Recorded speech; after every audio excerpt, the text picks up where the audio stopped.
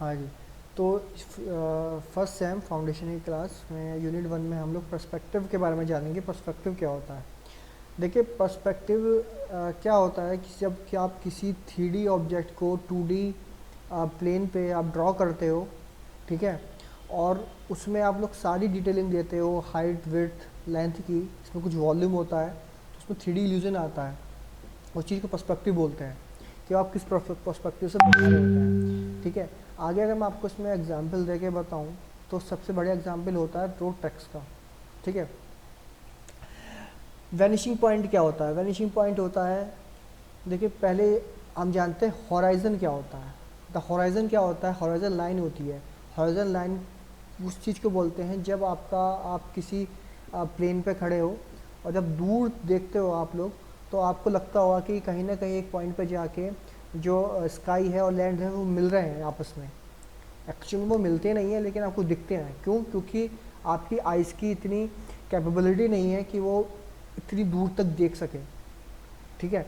तो वो क्या करता है, वो वहाँ पे जाके एक पॉइंट ऐसा आता है कि जहाँ पे आपकी स्काई और आपका जो लैंड होता है वो मिल जाता है। उस लाइन को आप हॉराइजन लाइन बोलते हैं, ठीक है। अब हॉराइजन पॉइंट किसे बोलते हैं?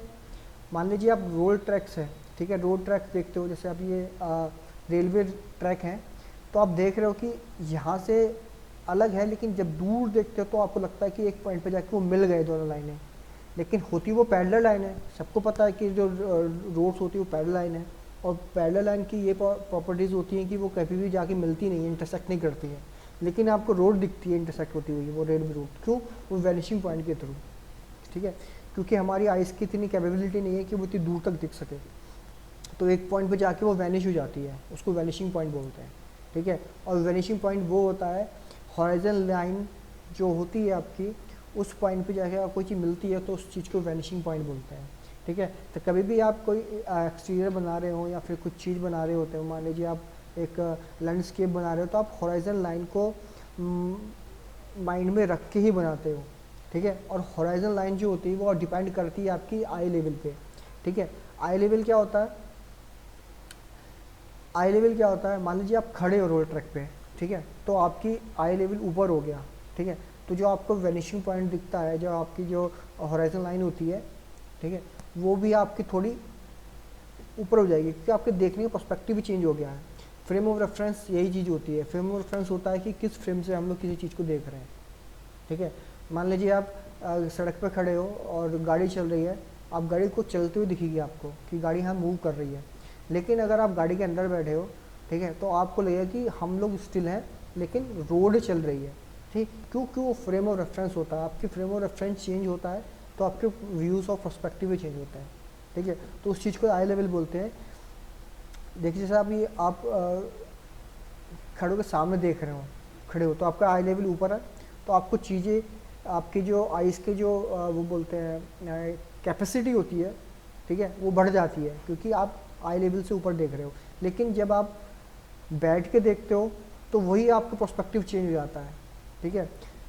पढ़ के देखते हैं। Now see down the track and look about, you will find your eye level has lowered the distant horizon also appear lower in order to meet this change of eye level, ठीक है। तो क्या होता है, आप बैठे हो तो आपका जो हॉरिजॉन्टल लाइन है वो भी लोअर अपर हो जाएगी, ताकि आपकी जो आई लेवल का डिस्टेंस है वो मैच कर सके।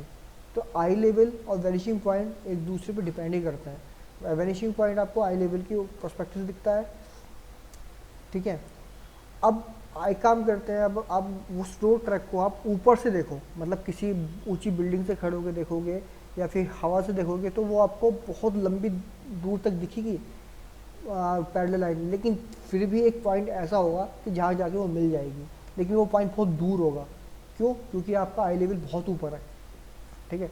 मान लीजिए अगर आप स्काई से देखते हो तो आपको अर्थ दिखती है, पूरी गोल दिखती है, लेकिन हम ज़मीन पे होते हो तो वो आपको गोल नहीं दिखती है, वो आपको दिखती है कि फैली हुई है हर जगह। क्यों? क्योंकि आपका आई लेवल बहुत नीचे हो गया है। तो ठीक है, आई लेवल का भी बहुत बड़ा अपना एक रोल होता है आप किसी की पर्सपेक्टिव देखते हुए। और पर्सपेक्टिव से हम क्यों देखते हैं? ताकि हम रियल वर्ल्ड के पर्सपेक्टिव से कोई चीज़ ड्रॉ कर सकें 2D में, ठीक है। हम लोग पेपर पेन से पेंसिल से कुछ ड्रॉ करते हैं, कुछ कैनवास पर ड्रॉ करते हैं, कुछ पेपर पर ड्रॉ करते हैं, तो ड्रॉ तो हम 2D कर रहे हैं, लेकिन उसमें जो इल्यूजन आता है, जो भ्रम आता है, वो 3D का आता है। क्यों? क्योंकि हम वो किसी पर्सपेक्टिव से बना रहे होते हैं, ठीक है। जो प्रोफेशनल आर्टिस्ट होते हैं उसको पर्सपेक्टिव का ध्यान रखना बहुत ज़रूरी होता है, ठीक है, कि किस पर्सपेक्टिव से हम देख रहे हैं, लेफ्ट से देख रहे हैं, राइट से देख रहे हैं, नीचे बैठ के देख रहे हैं, तो आपका पर्सपेक्टिव अलग होगा, ठीक, क्योंकि आपका आई लेवल चेंज हो गया है। आप खड़े होकर कुछ चीज़ ड्रॉ कर रहे हो, कुछ चीज़ खड़े होकर देख रहे हो, उसको ड्रॉ कर रहे हो, तो आपका पर्सपेक्टिव चेंज है, ठीक है। तो ये चीज़ें सब आपको माइंड में रखनी होती है जब आप भी कुछ चीज़ ड्रॉ कर रहे होते हो आउटसाइड की, और इंटीरियर में भी आपको पर्सपेक्टिव का ध्यान रखना होता है, ठीक है। आगे चलते हैं। आगे इसमें आपने बता रखा eye level is always represented by a straight line, ठीक है। कैसे? ये आप देख रहे हो, इमेज आप देख रहे हो, ठीक है। तो आई लेवल आपका यहाँ पे है, मतलब यहाँ पे आप खड़े हो सीधे, और आई लेवल से अगर आप स्ट्रेट लाइन दीवार पे करोगे तो कहीं यहाँ जाके मार्क होएगा, ठीक है। लेकिन अब आउटसाइड विंडो देखोगे तो जो होराइजन लाइन है ना, वो उस आई लेवल मार्क के बिल्कुल सेंटर में होगी, मतलब बराबर होगी, ठीक है, ठीक है। क्यों? क्योंकि आपका आई लेवल ऊपर हो गया। अब आप नीचे बैठ जाओगे तो आपका आई लेवल नीचे गिर जाएगा, यहाँ पे कहीं होगा, तो आपको जो पर्सपेक्टिव है, जो आपको होराइजन लाइन है, वो भी नीचे ही दिखाई देगी, ठीक है। You are seated sketching the interior of your room, someone makes a mark around the wall at the same height from the floor as your eyes. जैसे कि मैंने बताया था कि अगर मार्क करते हैं लाइन को एक दीवार पे आपका आई लेवल का, this mark will appear as a straight line across your drawing. It's the eye level. Notice the drawing that visible horizon seen through the window is the same height as the eye level mark on the wall.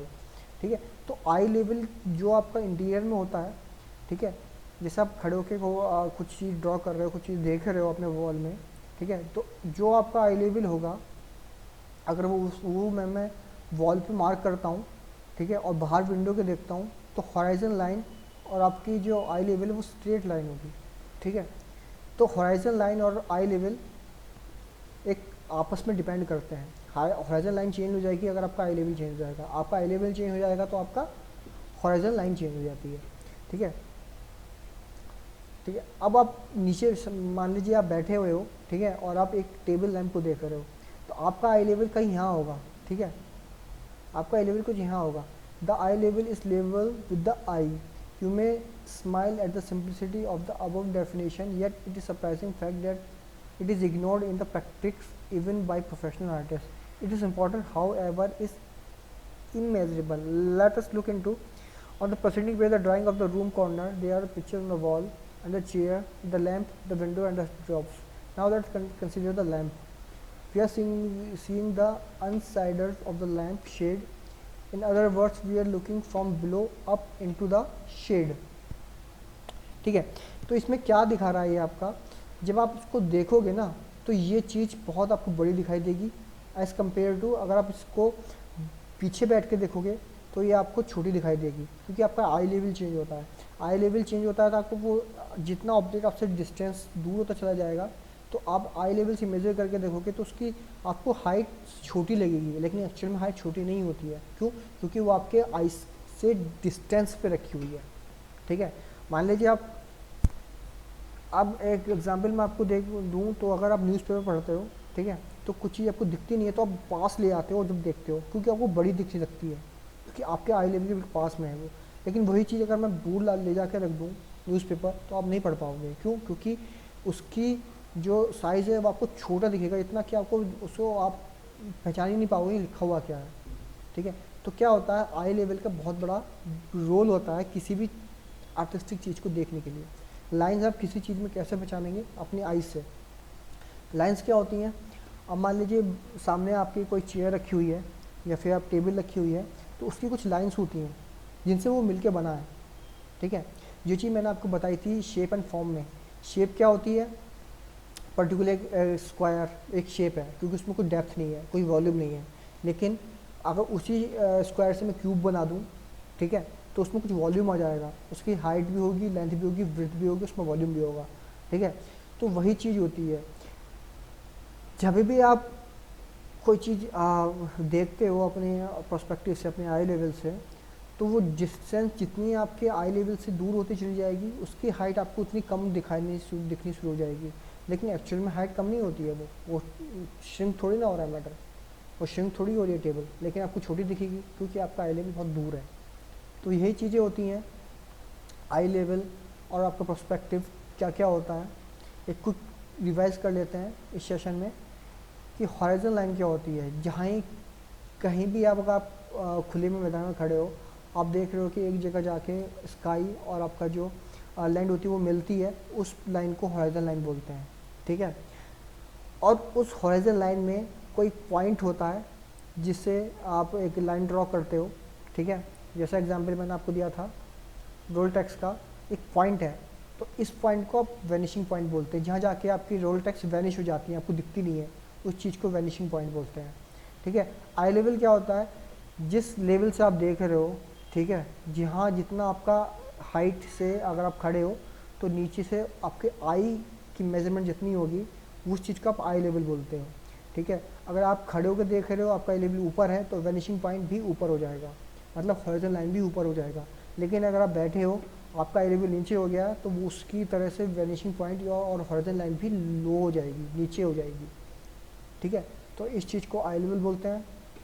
और आपकी आई level का जो mark होता है वो आपकी horizontal line के बराबर होता है, ठीक है। तो ये चीज़ थी कुछ फंडामेंटल्स आपके पर्सपेक्टिव के, ठीक है। आपके पर्सपेक्टिव फंडामेंटल्स क्या होते हैं, आपका आई लेवल क्या होता है, आपका हॉरिजॉन्टल लाइन क्या होता है। आगे की क्लास में हम लोग जानेंगे कि कोई सी भी 3D ऑब्जेक्ट को पर्सपेक्टिव से मेजरमेंट करके आप 2D में कैसे बना सकते हो, 2D से कैसे बनाते हो, ठीक है।